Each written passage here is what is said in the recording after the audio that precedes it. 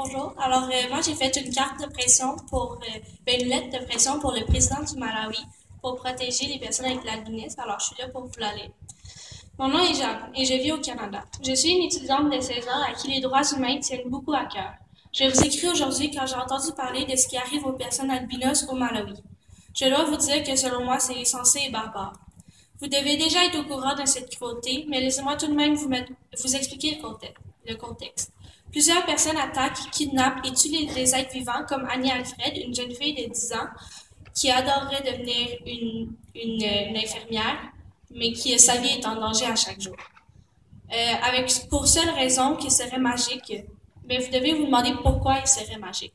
En fait, les personnes au Malawi considèrent les personnes souffrant d'albinisme comme magiques juste parce que leur peau est plus blanche et leurs cheveux aussi blancs. Donc, l'albinisme, c'est une maladie génétique qui cause une absence de production de mélanine, le pigment qui donne la teinte et la couleur aux cheveux, aux poils, aux yeux et à la peau d'un individu. Donc, cela résulte par une dépigmentation cutanée, capillaire et oculaire. Plus simplement, en fait, il s'agit d'une personne qui n'a pas de couleur sur sa peau, ses cheveux, ses poils et ses yeux, juste à cause d'un problème dans son ADN. Alors, c'est juste vraiment pas de leur faute. Comme vous le voyez, il n'y a rien de magique chez eux. C'est de la science. De plus, tuer les êtres humains juste parce que leur peau est blanche comme le lait, tout comme leurs cheveux, c'est illogique.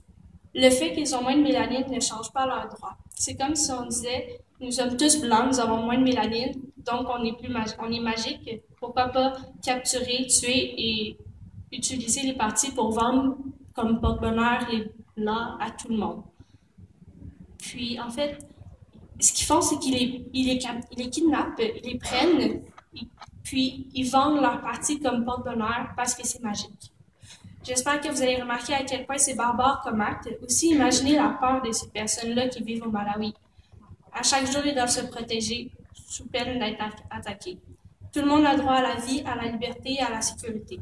Je vous demande donc d'offrir la protection dont les albinos ont besoin pour faire cesser les attaques et les meurtres. Merci.